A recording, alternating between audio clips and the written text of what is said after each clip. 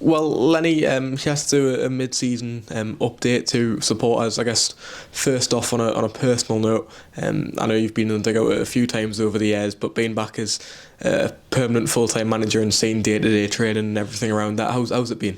Yeah, it's been interesting. It's been a while, but yeah, it's been enjoyable. Got a decent response from the players. Staff have been very good.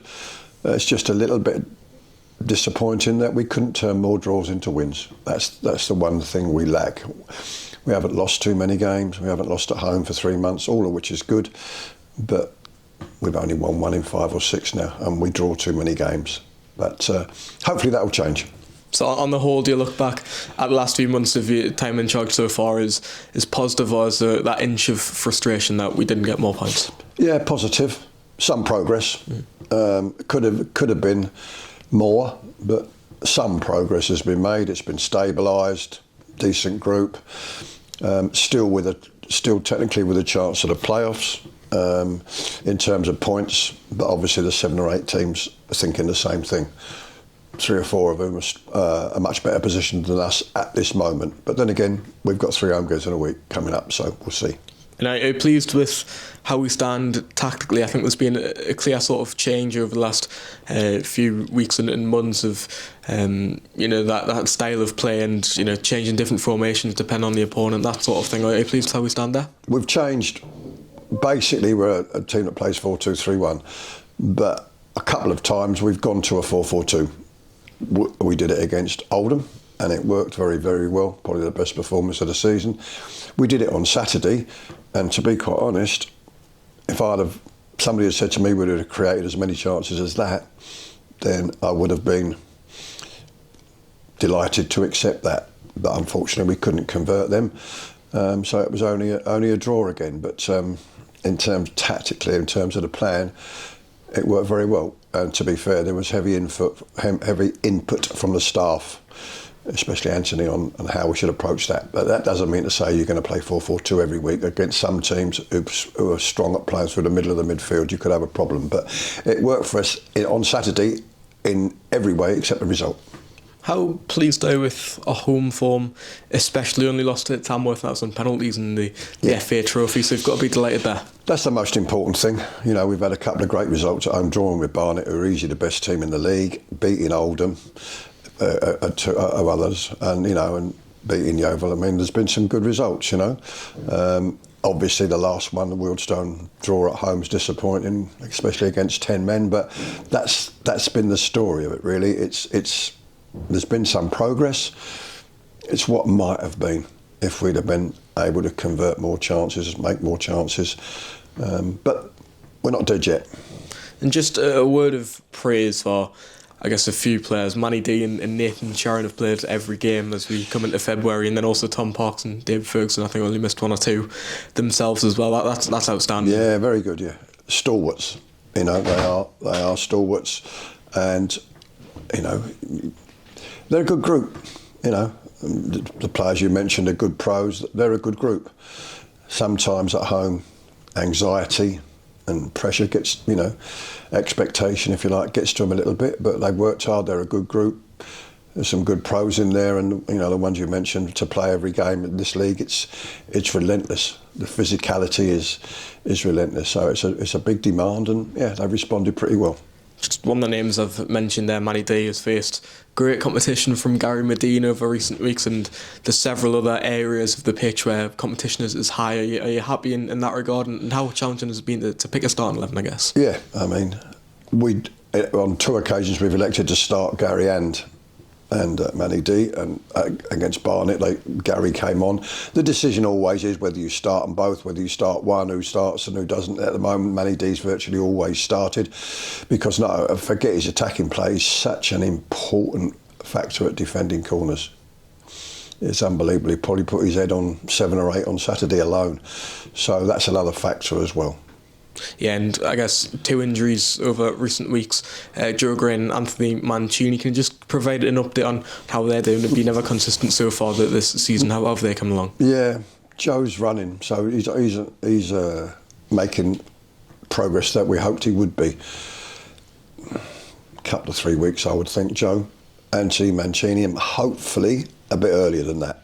He didn't have an operation, it was just a strain. So I'm hoping that he would be available, Anthony, for the one or more of those home games in 3 in a week. Can't see either one of them being ready for Saturday.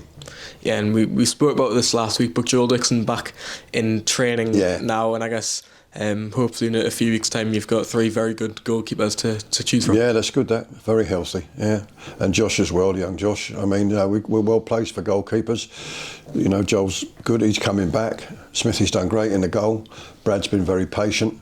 So that, you know, that's one area where it's very, touch wood, at the moment it's a very healthy situation.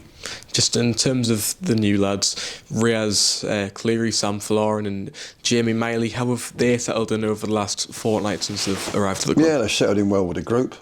You know, you saw what quality. Sam, on his own admission, is not quite up to speed fitness-wise, and fair enough, he hadn't played since October, so that'll take a little bit of time.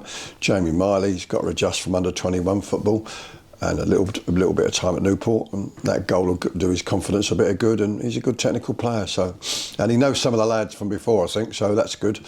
You know, Raz, you can see his pace, you know, and he's just got to develop a little bit better of an end product. But he's a threat, he's a danger, and he gives us a different option. Yeah, and obviously alongside them new lads, a few lads from you know, the current group signing on as well, a new contract until next season. So I guess that proves as well, looking towards the longevity and longer term plan of the club. Yeah, that's it. Yeah, I mean, Parks has signed another deal, Smithy, and that's absolutely the correct thing to do. You know, some of the younger ones have been offered contracts, but you know, negotiations are ongoing there, so we'll have to wait and see what happens there. But you know, it's good that they've been offered. That's good they've been signed, and hopefully there'll be 1 or 2 more to follow in the not too distant future. And it's pleasing as well towards next season in terms of a few experienced lads and a few younger lads already there as well. That's it, yeah, and that's the blend you want. You know, our average age is quite old when we, you know, the normal team we send out, so that could do with being reduced a little bit without losing the experience that the older players bring. Yeah, and just on the coaching front as well, obviously Anthony Limbrick and Gav Skelton being here for 3 months now. Nicky Featherston continued in his role as a player coach. How have they implemented their ideas and how have they settled into the group? Yeah, very good. I'm impressed with the staff. I think the staff, I've worked with a lot of staffs at a lot of clubs at different levels. I'm very impressed with the staff. They've all settled in very well. They've got different strengths, different weaknesses, like everybody else has. But they've been supportive and they've been very good. And on that note, I recommended to the board, to the club, to the owner, that we should flip it, me and Anthony. In other words, after 3 months doing it, I should step back to number 2, and Anthony should step forward as head coach. That was done last week. That was decided last week on my recommendation. So whether we'd won 4-0 on Saturday or lost 4-0, that it would still be the same. The other staff will stay as they are and continue to work well, I'm sure.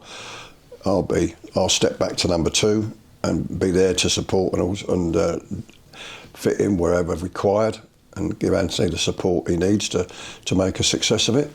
And, you know, to be fair, if you look back to the very first programme notes that I wrote 3 months ago, I said this was going to happen. So it's not that great a surprise. The timing of it, you never quite know when the timing's right. It might be now. You could say, well, it could be 2 weeks. It could have been 2 weeks before. Or it could be the end of the season. You never know. So it's a clear week this week, and then there's midweek games. So this is a good time to do it in that respect. We've got time. Anthony's got time to get his ideas over, and we've got time to adjust as a staff. So I felt it was the best time to do it. And it's great as well, considering them coaches that have been here over recent months. There's not a massive change. There's a lot of continuity there. That's a good point. Yeah, correct. They know, the other staff will stay as they are. So it's not as if Anthony doesn't know the players and he's got to learn them. He knows, he's been working closely with them. The other staff are there to support, as I am. So that's a good point, and hopefully the transition will be smooth. Just a final one for you. When you first sort of took over in the manager front, you said you want to maintain a playoff challenge. Do you feel as though in that regard we're still up there? And just about. Just about. Let me put it in a simple sentence.